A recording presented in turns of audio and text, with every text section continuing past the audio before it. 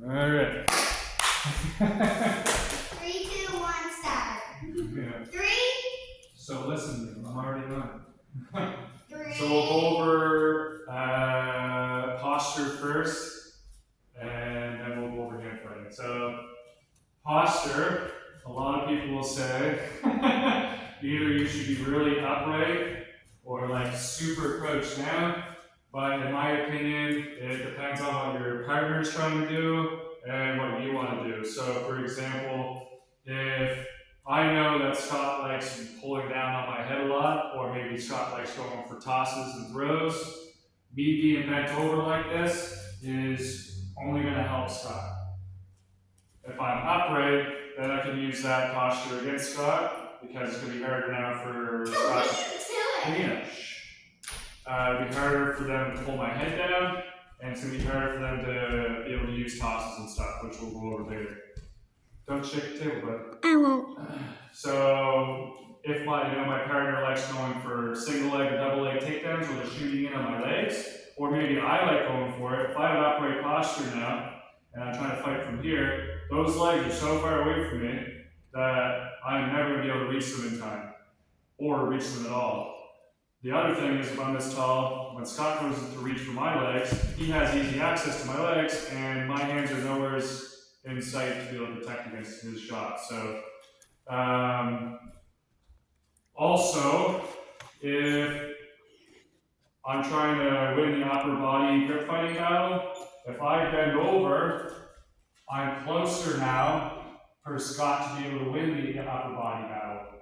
Where if I'm upright, now I can avoid grips a little bit easier. That's what I'm trying to do. Like if Scott tries to grab my head from here, that's easy for him to grab. But if he tries to grab my head from here, like I have more time now to be able to stop his upper body grips, right? So I wouldn't say there's a best posture or worst posture in Jiu-Jitsu.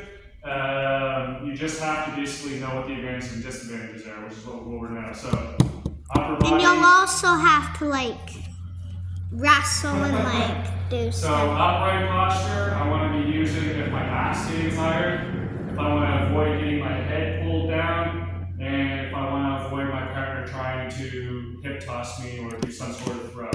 Then you better start now. Also, if I'm trying to use trips or throws of my own, if I'm bent over like this and I try and do, let's say, a foot sweep, this position where I'm bent over and I'm trying to use my legs is really weak.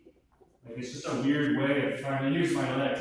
But if I'm upright, now when I try and use my legs, my hips and my legs are really strong because I'm able to lock out my leg and use my power of my hips. I can't use the power of my hips when I'm bent over like this. Alright? So those are the advantages of the upright posture. Wait, come on. The disadvantage of the upright posture is, like we talked about before, my legs are very vulnerable for him to attack. This could be good or bad. If I like doing throws, for example, I might allow him to grab my legs just so I can throw him, but I need to know that. Just like when I'm boxing, the typical boxing stance is to have your hands up and your chin down, because that's kind of the safest. It's like boxing when you're That's the safest overall position. However, when you see the highest level people boxing, they're not always keeping their hands up here. A lot of them you'll see with their lead hand down, or even both hands down. That doesn't mean they're bad boxers. They know what happens if their hands are down. They take advantage of the hands down let's just use that as an example. Using the hands down with better balancing. Why are you looking at the screen? Because that's what they can hear me. So we know that the hands down means that I can possibly get hit in the face, but by having the hands down, I'm able to move and counterbalance with my hands better, and I can hit at different angles than if my hands are straight up in the air, right?